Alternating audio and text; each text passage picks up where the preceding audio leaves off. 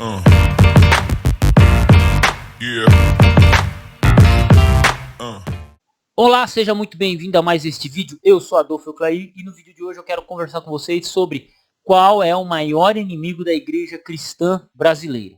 Então, desde já, se inscreva no canal, assine as notificações, acompanhe esse vídeo até o final. No final, caso você goste, deixe um like, deixe um comentário, beleza? Página inicial do meu canal você encontra um curso de teologia e caso queira conversar comigo, meu telefone se encontra no meu Instagram. Então já vai lá e me segue, Adolfo Euclair. E vamos a mais este vídeo. Essencialmente, existem vários problemas na igreja brasileira. O primeiro é o teatro. Cara, teatro é a coisa que mais chama atenção. E o que eu digo teatro? É aquilo, é aparecer pessoa endemoniada, é você fazer um negócio diferente. O brasileiro gosta de teatro. Por quê? O brasileiro, se você olhar, ele gosta de novela. Você pega as novelas da Globo, novelas da Record, né? O brasileiro ama teatro. Então o brasileiro ele ama a interpretação. Cara, não tem coisa mais bonita. Você quer ver coisa que dá audiência? É época de eleição. Época de eleição, debate presidencial. É um negócio que dá visualização. Por quê? Porque é teatro, é tudo armado, é tudo desenhado. Entendeu? É um se opondo ao outro. Então o brasileiro ele gosta de teatro. Teatro é coisa. E assim, isso inclui entrevista com o demônio na quinta-feira. Esses é um dos inimigos, mas não é o maior deles. Não é o maior deles. Isso é um problema que advém de outro problema. Qual que é um outro problema que a igreja brasileira tem? Amor ao dinheiro. Sim, o brasileiro, ele ama dinheiro. O brasileiro, no geral, ele não acredita em Deus. Se você perguntar assim, olha, você crê que o Santo Antônio vai te dar casamento? Ele fala, não. Você fala, tá, mas e 10 mil reais? Não, 10 mil reais eu consigo casar com qualquer pessoa. Entendeu? O brasileiro, ele é o maior idólatra de dinheiro do mundo, inclusive. Ponto. Ele trata o dinheiro como se fosse um Deus. Quando Jesus falou lá, a raiz de todos os males é o amor ao dinheiro, né? Mamon é o principal ídolo do brasileiro. E é um ídolo internalizado. O brasileiro ama dinheiro. Não é à toa que, por exemplo, no meio pentecostal, você tem a teologia da prosperidade. E ele se espalhou tremendamente dentro das igrejas pentecostais. Por quê? Porque o brasileiro, ele ama o quê? Teatro e dinheiro.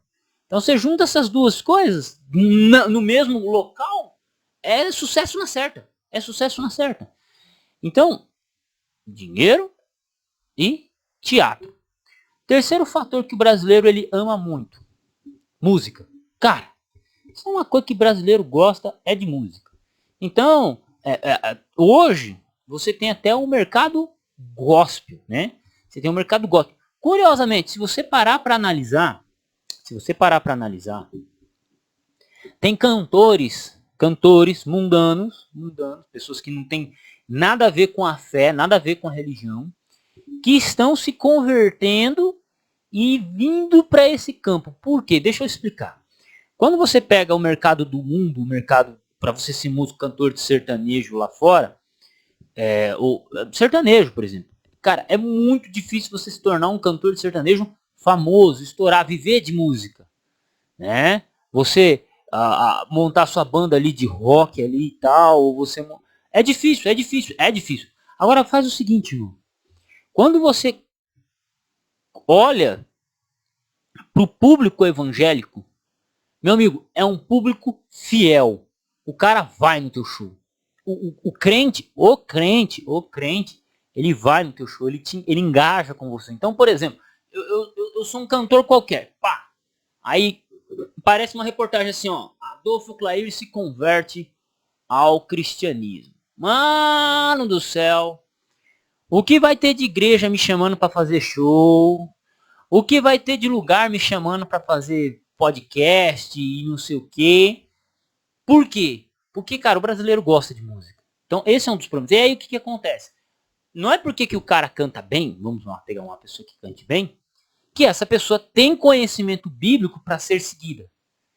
E isso é um dos fatores. Eu ainda tô falando do cara que Eu acabei desligando aqui, mas isso eu tô falando do cara que é músico, que é da igreja.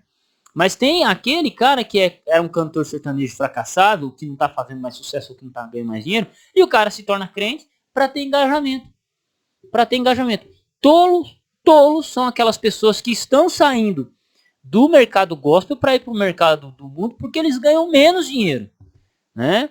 Inclusive a Priscila Alcântara, ela decidiu parar de cantar, de ser da igreja e ela foi engolida pelo sistema aí, né? Mas ela cometeu um erro tremendo, musicalmente falando. Por quê? Ela é muito mais conhecida dentro do meio evangélico do que fora. Apesar que ela fala umas besteiras, teologicamente falando. Mas esse é um dos problemas, né? Você dá ouvido a alguém que só porque tá lá com o microfone na mão, e aí você acha que ela tem todo o conhecimento do mundo, né? Ou que ela tem toda a autoridade do mundo. E não é só Priscila Alcântara, não. Você tem uma porrada de gente. Então, uma das coisas que eu acho danosas no meio, na igreja cristã brasileira, é dar atenção para música, né? Para músico gospel. E fora que é um mercado gospel, ele envolve muito dinheiro. Envolve dinheiro, isso é fato, inclusive, tá? E é em todas as igrejas. Então, beleza. Até aí tudo bem? Então eu já listei 4 problemas que a igreja tem, mas nenhum deles é o maior desses. Teatro, dinheiro, mamon, música, né? Música e, deixa eu ver, foi 3. Dinheiro, teatro, música. Foram 3. Isso, foram 3. Eu tinha falado 4, mas foram 3. Não é que eu não anotei. Tá vindo na cabeça aqui, eu vou colocando. Deixa eu ver. Então, música, dinheiro, papapá. 4º problema, e esse é o maior deles. Na verdade, esse é o problema que é o que mata a igreja brasileira. Analfabetismo funcional. Sim, analfabetismo funcional. O que é o analfabetismo funcional? O analfabetismo funcional, ele não é analfabetismo propriamente dito. Analfabetismo é a pessoa não sabe ler e escrever, ou ler ou escrever. Ela não sabe ler ou escrever, não tem formação, nunca foi para uma escola. Ela é uma analfabeta, é uma pessoa que não foi para a escola, que não aprendeu a ler ou escrever. Ok? E isso é uma pessoa analfabeta. Sem problema nenhum. Não podemos julgar as pessoas pela dificuldade financeira, pelo problema que ela se encontrou na vida. Isso é muito comum em algumas regiões brasileiras ainda hoje, e era muito maior alguns anos atrás. Ok, mas então o que é o analfabeto funcional? O analfabeto funcional é aquela pessoa que ela sabe ler e escrever, mas ela não sabe interpretar. Ela não sabe interpretar. E como ela não sabe interpretar, em muitos casos ela inventa um significado para isso. E esse é um problema que ele atinge a sociedade brasileira como um todo. Só que de tabela é enfrentado, a igreja enfrenta isso. Por quê? Porque, cara, qualquer outra coisa na vida você não precisa de muita interpretação, né? Você vai trabalhar, você vai fazer um trabalho braçal, você não precisa de muita interpretação. Você ouve a ordem da pessoa e pronto. Então, assim, no dia a dia de uma pessoa comum, isso é um problema sério, muito sério, mas ele não faz tanta... Só que dentro da igreja, a interpretação das Sagradas Escrituras é essencial. É essencial. A interpretação dentro das Sagradas Escrituras é essencial. E o nosso conhecimento sobre Deus depende exclusivamente do texto, né? Por quê? Eu vou ficar com o que Deus falou através da Escritura. Se logo eu dependo das Escrituras para poder tirar o significado ou o conhecimento que eu tenho sobre Deus, se eu não consigo interpretar corretamente as Escrituras, o que acontece? Eu vou ter um distorcimento disso. Por outro lado, nós também vamos ter a centralização das pessoas. Né? Das pessoas. Aí entra um outro problema que o brasileiro também gosta de se enganar. Mas aí já saímos um pouco desse escopo. Então o que, que acontece? A pessoa ela não consegue ler o texto por si mesma e interpretar, chegar a uma conclusão sadia, plausível, coerente. Então ela deixa para quem? Ela terceiriza a salvação dela para outras pessoas. Que, olhando de maneira geral, é muito comum ao catolicismo, né? Porque quando você frequenta uma igreja católica, e não é uma crítica, tá, gente? Mas é assim, o intercessor entre Deus e os homens é o sacerdote, é o padre. Então o padre, ele até pode permitir para você, leia as escrituras, você pode até ser um católico estudioso da Bíblia, mas no tocante à liturgia, pelo que eu sei, é só o sacerdote que pode trazer a salvação. Aí você também tem outras figuras que vão interceder por você, Maria, os santos e por aí vai. E boa parte da população brasileira, ela é católica e pensa dessa forma. A mentalidade interna dela funciona desse jeito.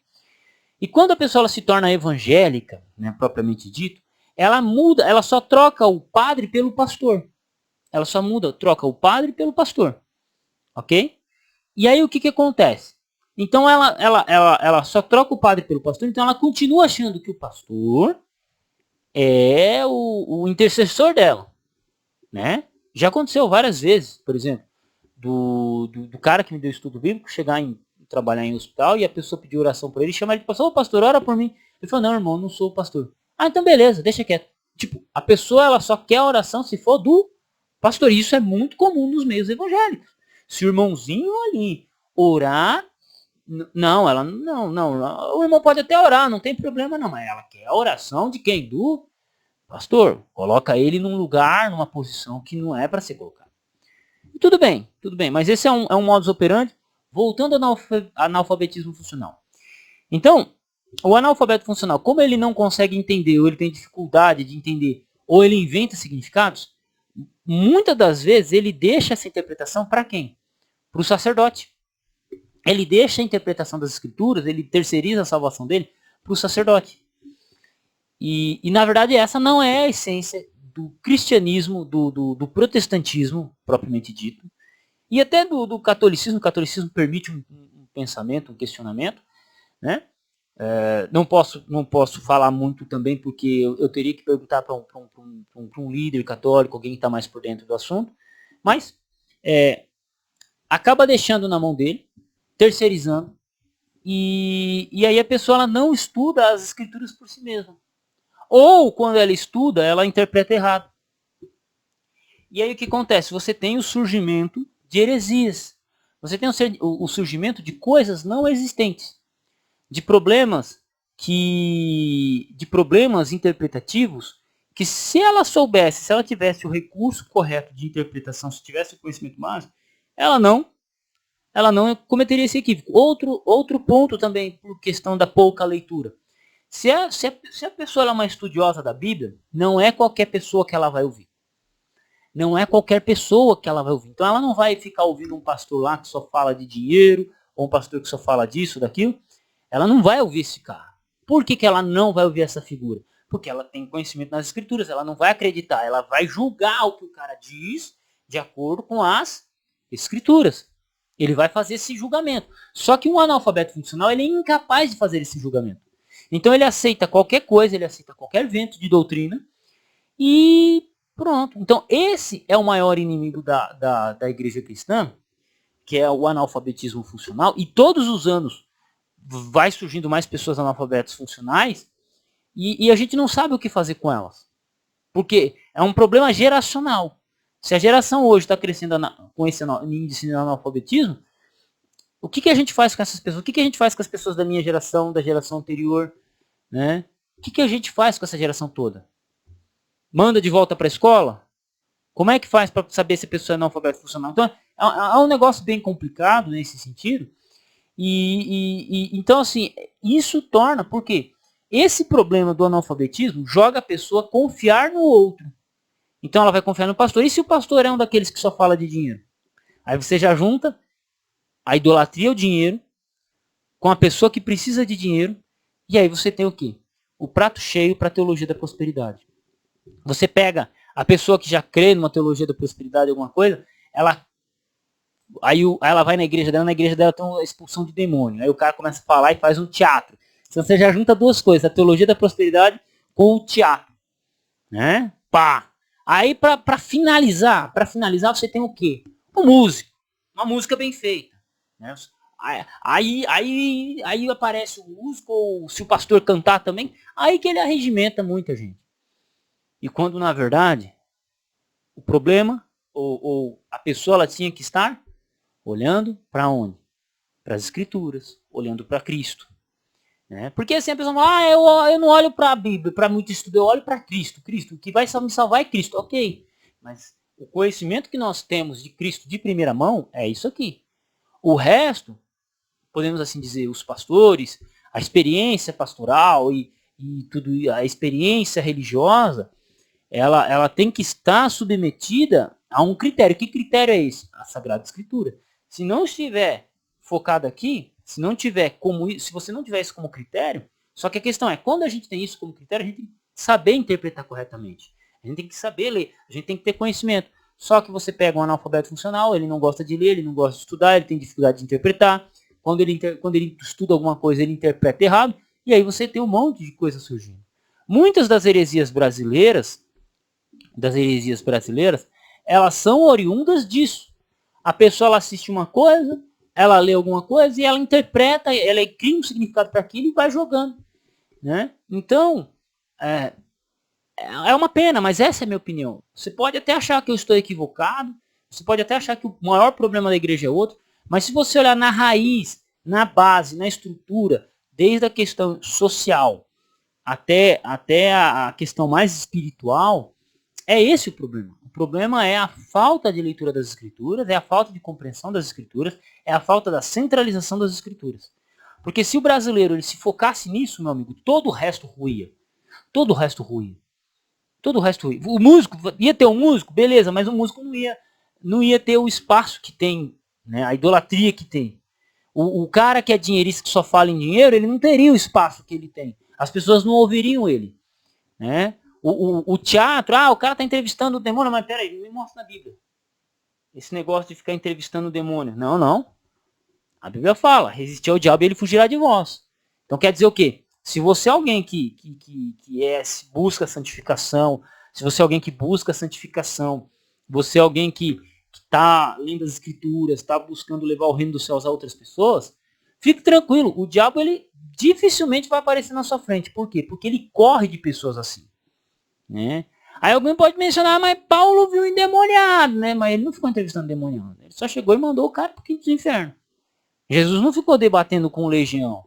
Ele só mandou o cara pros porcos. Né? Os demônios pros porcos.